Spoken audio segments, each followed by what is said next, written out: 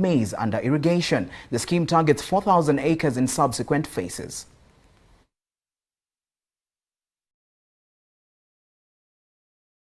Now, Migori County residents have been encouraged to embrace fish farming as a business opportunity in order to promote livelihoods, while leading a team of fisheries experts in assessing the region's fisheries status at Opapo Rio Fish Plant in Rongo Sub-County. Principal Secretary for Fisheries and Aquaculture, Dr. Francis Owino, said that the state will work towards improving extension services with a view of giving fish production a big boost. The PS, who was with the Migori County Commissioner Boaz Jerutich and several officials from the county government, said the ministry will provide vehicles and motorcycles to extension officers to enable them reach out to farmers and support them. According to Owino, one of the challenges that many farmers who wish to venture into fish farming face is the shortage of fingerlings. Consequently, the national government, in partnership with the Migori County government, has come up with an economic stimulus project that is aimed at laying a good foundation for fish farmers to improve on fish production in the region.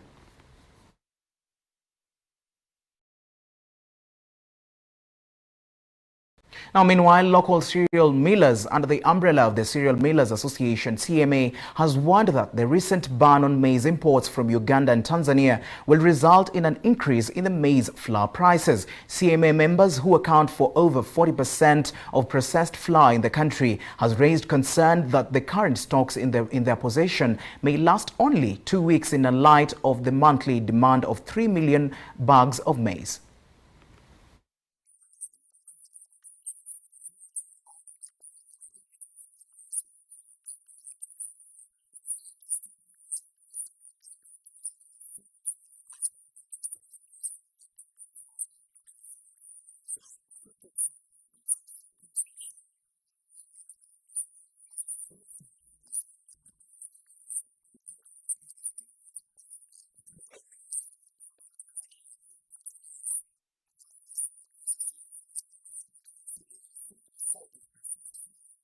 Is worried that the current maize stocks among its members may not last a month.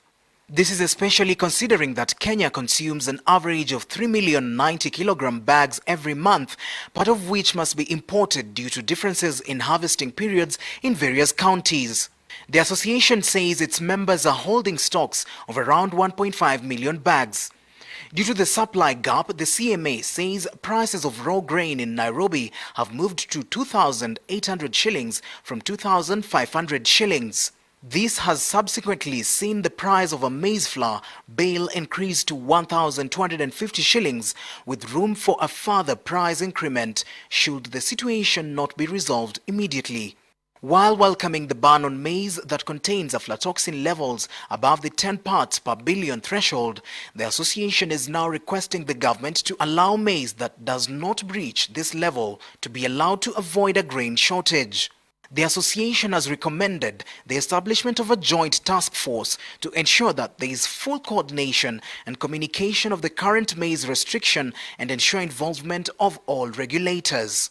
The Millers Lobby Group also says inspection should be performed so that clean maize can be cleared. The Kenya Bureau of Standards, AFA, and accredited laboratories have also been urged to test for aflatoxins at the border point to avoid further delays. The association also wants a temporary lifting of the requirement of certificates of conformity until the processes are seamless, while ensuring that porous border points are manned.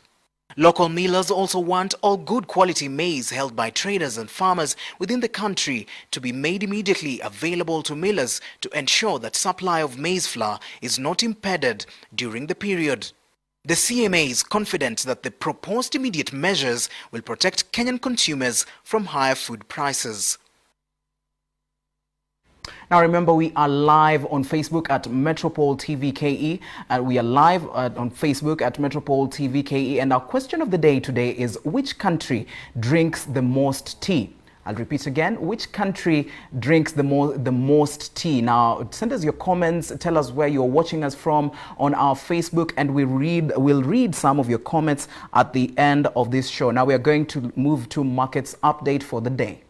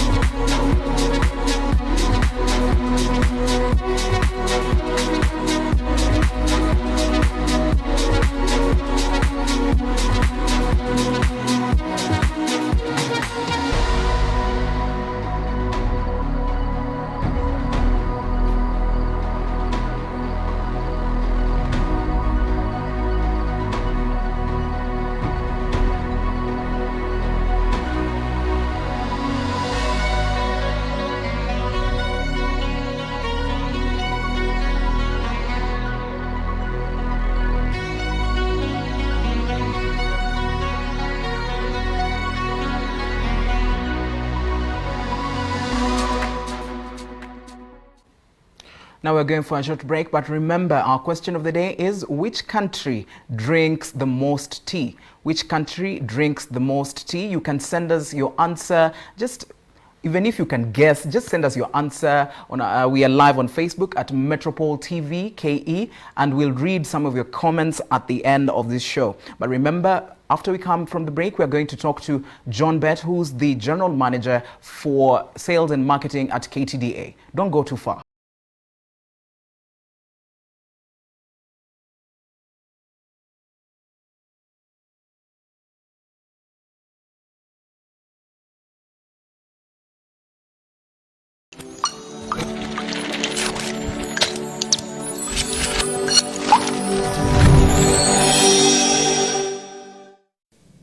People ask me why business I am, and I normally tell them it's because of the numbers. The deficit was 2.5 million, growing at 200,000 houses per year. Is less than 1% of your turnover, then you pay 1% of your turnover. To the GDP of the country, last week is 7.5%. I mean, it has to be the numbers. 1.6, 1.7 trillion collection, I think it's a bit all of that.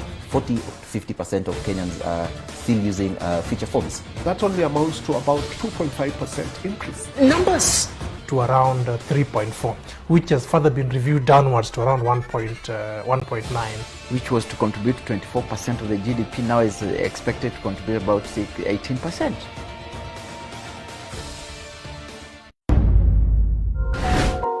The entertainment industry is a multi-billion-dollar industry. But the question is, how can you get a share of the pie?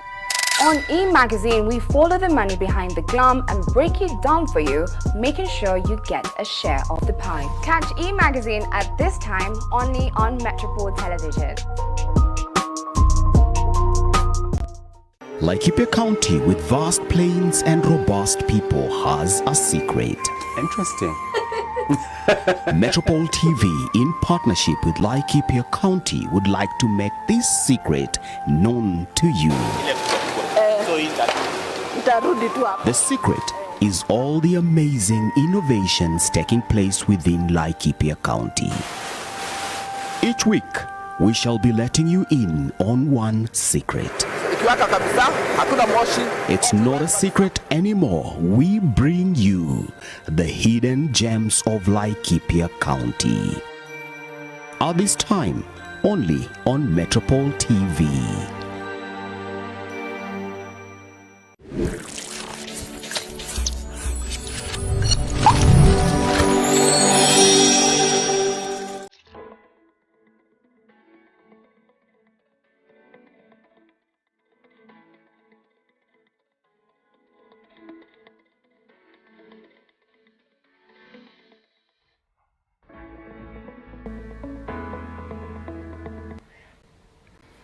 All right, welcome back. We are joined by John Bett, who is the General Manager for Sales and Marketing from KTDA. Welcome, sir. How are you?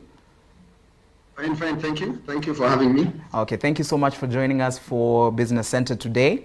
Now, let us just start off. To which countries do we export our tea to? And what has been the relationship between Kenya and those countries?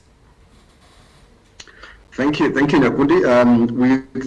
We export tea to a number of countries, on average about 45 to 49 countries per month. And the relationship has been good to a number of these countries. And probably to talk of the top 5, because that's where we export a lot of our tea, so almost over 70% of the teas that we produce actually go to about 5 countries. Top of that list is Pakistan, where we export almost 180 million kilos of tea, followed by Egypt, about 90 million kilos of tea, UK, about 50 million kilos of tea, followed by now the Russia, UAE, about 25 million kilos of tea. So when you look at all these countries, the relationship has been good.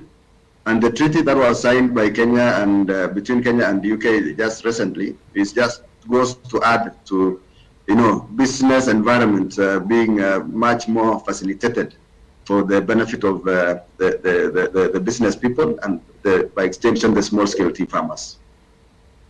All right. Thank you so much for giving us this detailed explanation of the countries and the top countries that we export our tea to. Now, with the pandemic that is here with us, how has this affected the exports to these countries, these top countries, to be specific?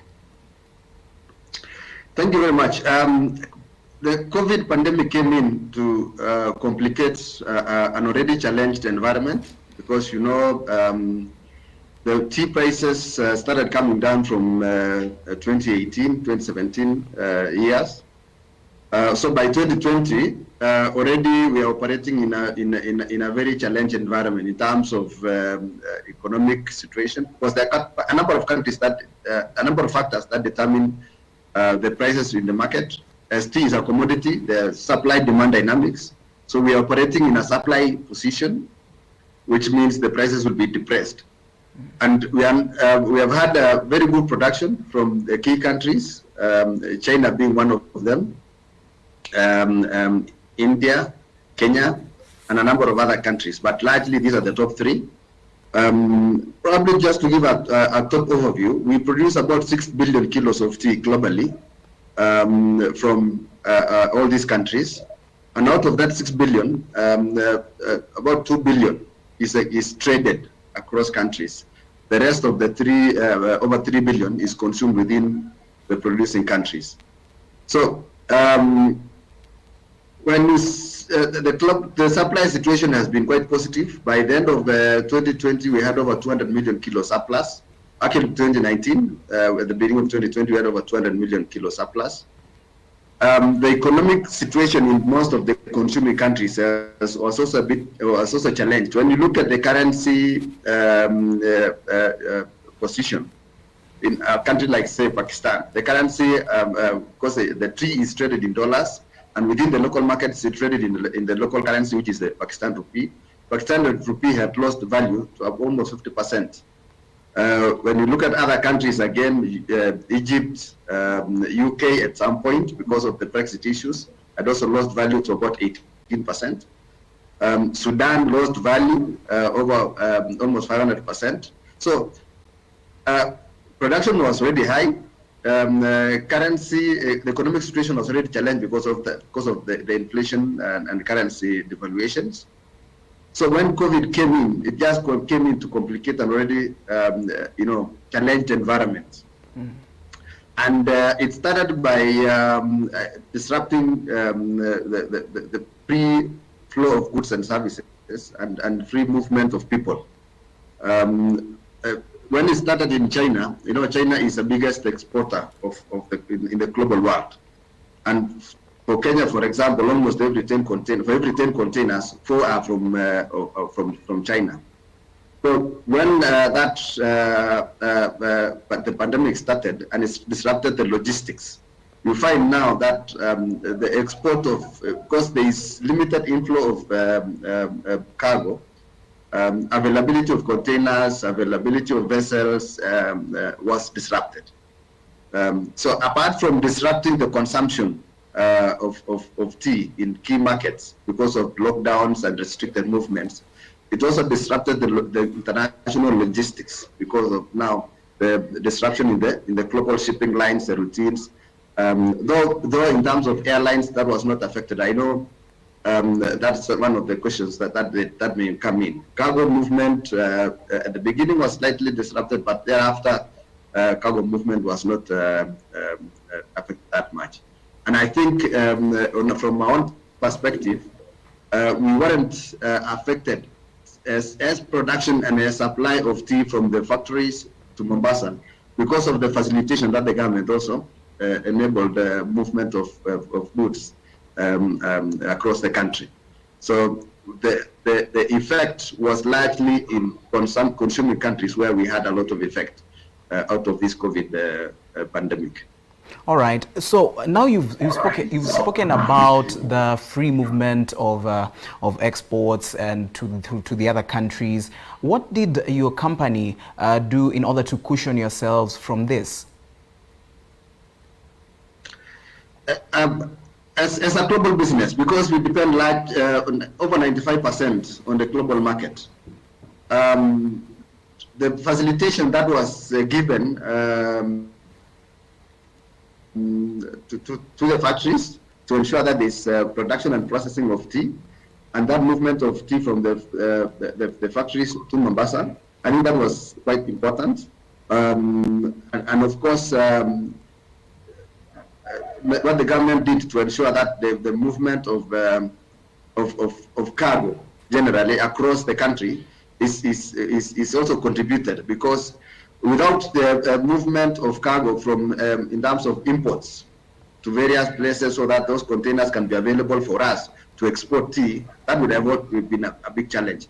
As a business, of course, ensuring that the protocols are put in place, we've ensured that the staff are facilitated in terms of PPEs, washing points, and all these other measures that the government has prescribed, just to ensure that the business is flowing. It may not flow as normal, but at least we are able to ensure that the teas are collected from the field, they are processed and delivered to Mombasa for purpose of export.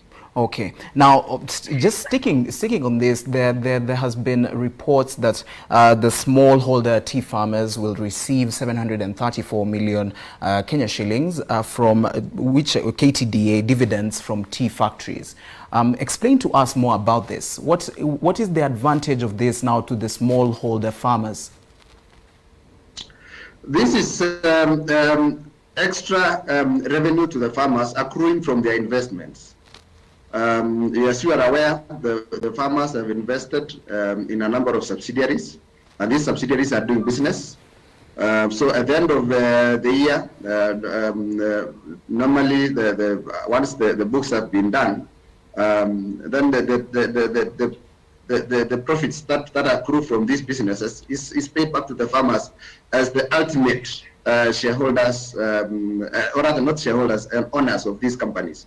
The shareholding structure within KTDA is quite unique, in the sense that the farmers own the factories own KTDA, and KTDA has invested in all these subsidiaries. So when these subsidiaries make money, it is paid to KTDA, and the KTDA pays to the factories, and the factories are meant to pay to the farmers. But lately, the factories have assigned that payment directly to the farmers. Instead of paying to the factories, then the factory pay the farmers, the KTDA pays directly to the farmers.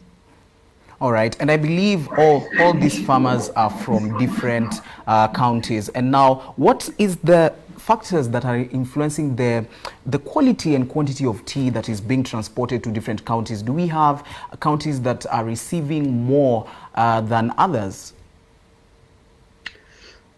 Tea production is influenced by a number of factors. Some are within the farmer's control, some are outside the farmer's control. Some of the factors that are beyond the farmer's control, issues of altitude, issues of rainfall intensity and distribution, issues of soil chemistry. I've talked about altitude. So these are some of the factors that determine the quality and quantity of production in any given area.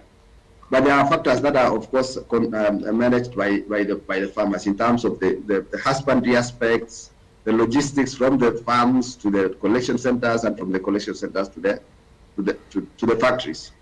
So we grow tea, or tea is grown in a number of counties within about 17 counties within Kenya. And all these counties, the production in all these counties is not the same. So given that this is a business that is it's sold through the auction, and the volume of tea that you have sold through the auction will influence a greater extent to how much the farmer will earn. We encourage the farmers, and what we do as part of our responsibility is to ensure that the farmers produce good quality tea round the clock, so that tea fetches the best price possible within Mombasa auction. And now to improve production, what are some of the tea associations you work with in Kenya in order to make sure that the production is at the level that is needed to be? One of the key associations that we work with very closely to ensure that the farmers get the return, because if the farmers get good return, they'll be able to invest and produce more tea, is East Africa Tea Trade Association. This is the association that brings together tea producers from 10 countries. It also brings together buyers who are buying tea from for all these countries that I mentioned earlier. It also brings together the brokers who facilitate that trade within Mombasa, and warehousemen, because it's a whole supply chain. They are producers, they are warehousemen, they are brokers, they are buyers, and of course they are banks also, because it involves a lot of money. So IATA is quite key to us, and that is why we work very closely with IATA to ensure that the operations within the auctioneering process is as efficient as possible. And we are grateful because right from last year, when COVID pandemic came in, we are already at the final stages of launching or migrating into the e-platform.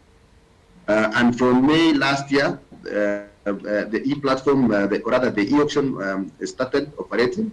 And so far, since then, we have been able to sell the farmers' tea comfortably using the e-platform, which would not have been possible if we are not, if because of this COVID and the restriction on, congregation of people. It would not have been possible if we didn't have the e-platform. So we are grateful, and we work with them very closely.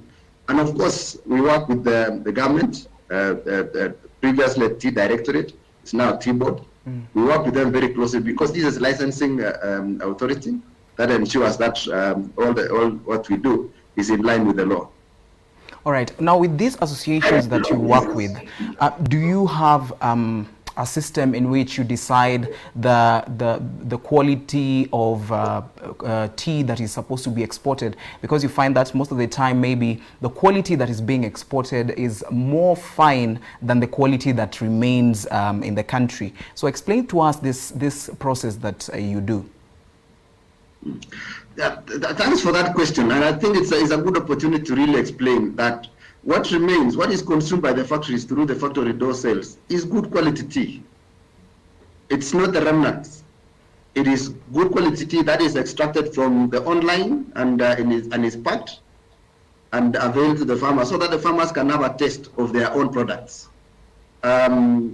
So there are no two grades, grade for export and grade for the local consumer. No. Everything is same quality, but different markets prefer different grades. And in grade in this case is not, it depends on the particle size.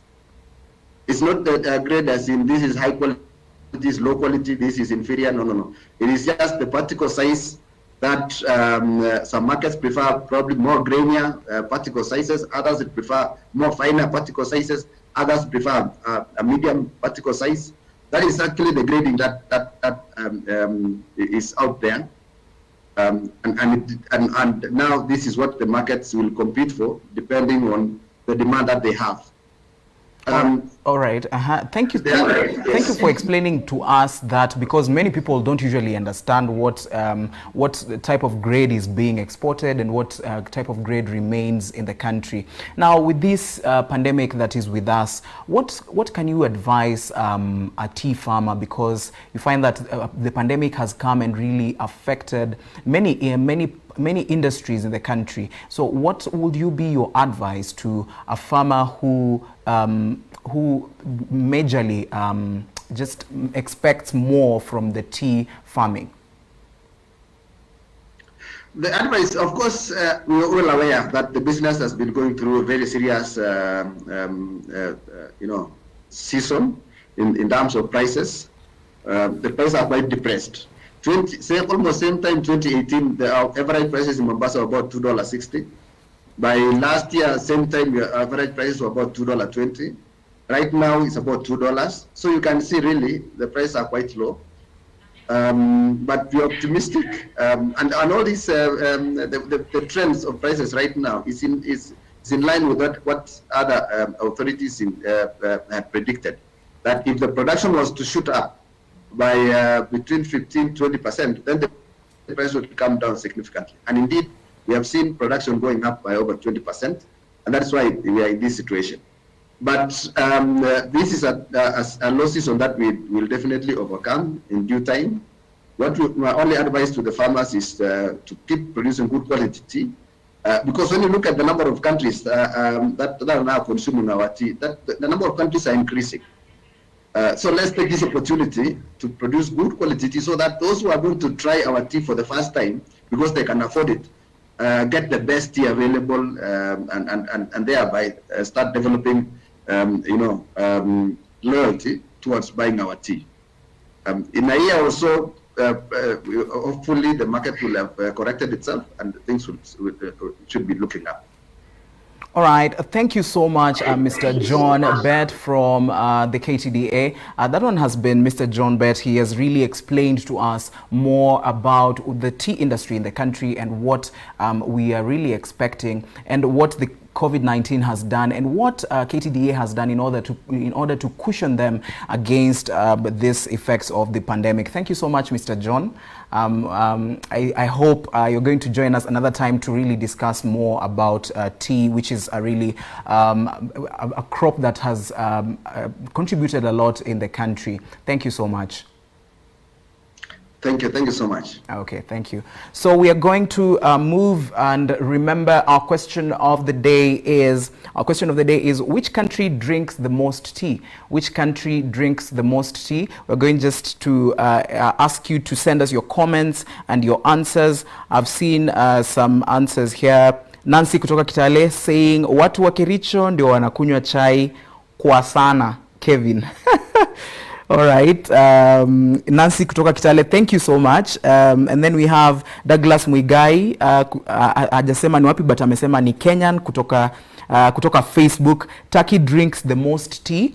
Amesema Turkey drinks the most tea. All right, thank you so much. We're going to continue reading some of your comments, but right now we're just going for a short break. We'll be back with innovation and agri-facts.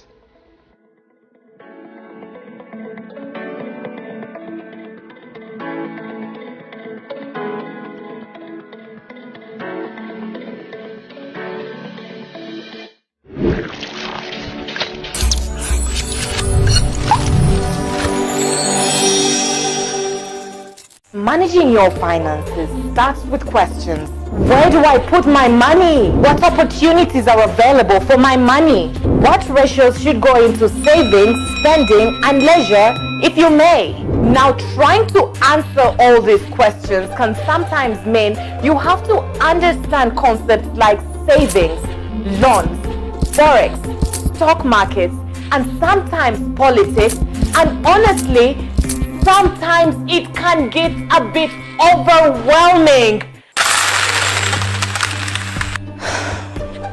On Eye on the Money, we take you through intelligent investment and finance management decisions so that you keep track of every coin that comes out of your pocket.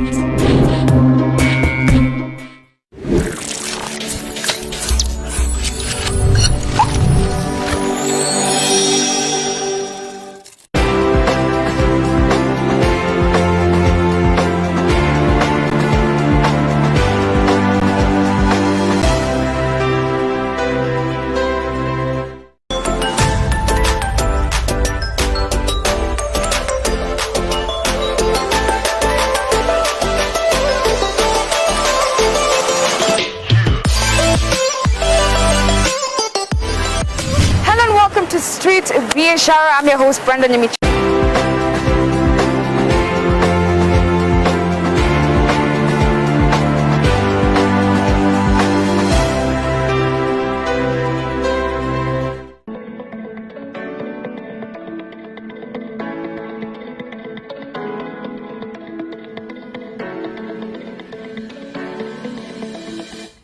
All right, then welcome back to Business Center. Today we are discussing about the tea industry, and earlier on we had asked you the question of the day: which country drinks the most tea? Which country drinks the most tea? And I can see some answers here. Douglas, Brenda from Kakamega. Answer ni Kenya. Kwanza Waluya.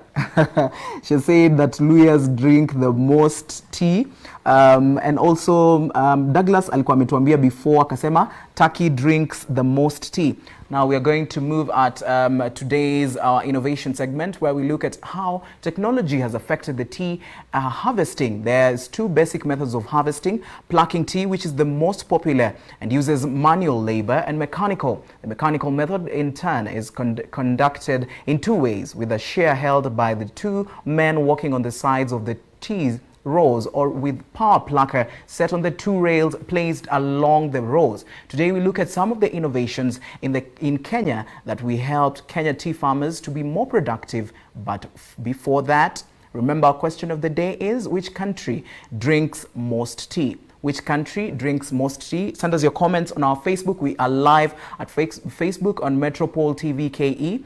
Now we are going to still move to M-Chai, which is an innovation. M-Chai Mobile Edge, a Kenyan technology company, has come up with a tea picking gadget for smallholder farmers dubbed M-Chai. It is a one-user machine that uses a rechargeable lithium battery that will enable one to pick tea for 8 hours a day, but yields more. The machine is faster, thus one plucks a bigger area. With the machine, one is guaranteed timely plucking during flush times when labor is a constraint, and this is in turn will increase productivity. Not much crop is lost due to machine plucking, as one can pluck an average of 2 times a month. Now we're going to move to agro-commodities today. Now, agro-commodities today, we're going to look at maize, beans, oranges, cabbage, sweet potatoes. We're going to look at the 5 commodities: maize, beans, rose cocoa, oranges, cabbages, and sweet potatoes. And we're going to look at different towns: Kakamega, Nakuru, Mombasa, and Garissa. And for maize per 90 kgs, in Kakamega is 2,601, and in Nakuru 2,601, the same. And then in Garissa, imeshuka kidogo, we have imepanda kidogo, we have 4,950, and then we have beans per 90 kg. Beans per 90 kg in Kakamega is 10,800, and in Nakuru is 6,750. So that difference is a little bit big, but you can see Nakuru is 6,750, which is much more economical. And then we are going to move to oranges. Per 93 kgs in Kakamega is 3,162, in Nakuru is 2,790, in Mombasa 1,674, and in Garissa 3,255. Now in Mombasa we can tell 1,674, which is much more economical than the rest. And then we move to cabbages. Per 126 kgs we have in Kakamega 1,890, in Nakuru 2,520, and then in Mombasa 6,199, and then in Garissa 10,800. Now we can tell from all those areas Kakamega has 1,890, which is much more economical. And then we're going to move to our last commodity, which is sweet potatoes. Per 98 kgs in Kakamega is 2,940, in Nakuru the same price, and then in Garissa 3,430. So Kakamega and Nakuru are much more economical than Garissa there. And then now we're going to move to the agri-facts for this particular show. Now, for such a popular drink like tea, you might wonder what is its nutritional importance. Believe it or not, tea is good for you. Among other things, it contains polyphenols, antioxidants that repair cells, and is doing so may help our bodies fight, help, or fend of cardiovascular diseases, cancers, osteoporosis, diabetes mellitus, and other maladies. Contrary to popular belief, it is not just green tea that's good for you. Black, white, and red tea also have health-giving flavonoids and polyphenols. Did you know it takes around 2,000 tiny leaves to make just 1 pound of finished tea? Tea plants grow wild in parts of Asia, but it can also be farmed. The very best tea comes from high elevations and is hand-picked. You are also likely to get a caffeine crash when you drink tea as opposed to soda or coffee. Why? Because the high levels of antioxidants in tea slow the absorption of caffeine, which results in a gentler increase caffeine in your system and a longer period of alertness with no crash at the end. Everybody has heard of iced tea. Of course, we have heard of it, but do you know where it originated from?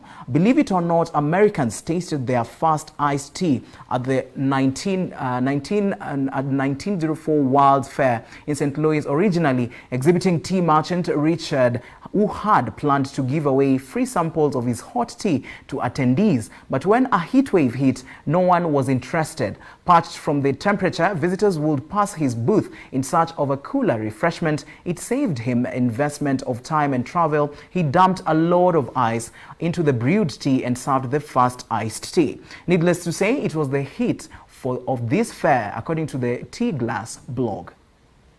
Now remember, our question of the day is which country drinks most tea? Now, which country drinks most tea? Remember to also keep sending us your comments, your answers, and tell us where you're watching us from. We have Nancy kutoka industrial area anasema, Kevin, with this called The Conversation is Well In, my answer has to be the UK because of their title Tea Parties. I may be wrong. Nancy from industrial area, thank you so much. With this called The Conversation is Well, my answer has to be the UK because of their little tea parties. And then we have Brandon kutoka Umoja anasema, good show Kevin, my answer is Kenya. We drink a lot of tea. Yeah, I also believed that was that one might be the answer. And then thank you so much for answering the questions, Nancy from industrial area, Brandon kutoka Umoja, and then earlier on we had read about Brenda from Kakamega, Douglas Muigai from Facebook, and then we have Nancy kutoka Kitale. Now the answer is Turkey's per capita tea consumption is 3.16 kgs and approximately 6.96 pounds, followed closely by Ireland with 2.19 kg and the United Kingdom with 1.94 kg. So for Douglas alisema Turkey, you are very right. And then kuna mwenye alisema UK, anaitwa Nancy from industrial area alisema UK. You are also right because UK is also one of the top 3 places that consumes tea, as we've seen. And then we have Sylvia kutoka Kino anasema, I just thought that the nutritional value of tea was to keep us awake. I didn't know it helped repair cells. Good show. And then we have Musame ajasema anatoka wapi, Turkey drink the most tea. Musame and Sylvia kutoka Kino, thank you so much for joining us on the show and answering this question. We want to thank you so much for joining us on Business Center today. We were discussing about the tea industry in Kenya, and we were joined by John Bett, who is the General Manager for Sales and Marketing at KTDA Company. He has really explained to us the situation and the situation of tea in the country. He has really told us what farmers need to do in order for them to be well during this time of COVID-19. Now we want to thank you so much. Remember to join us next week, same time, same place on Business Center. For everyone else who made this show a success, thank you so much and have a great afternoon.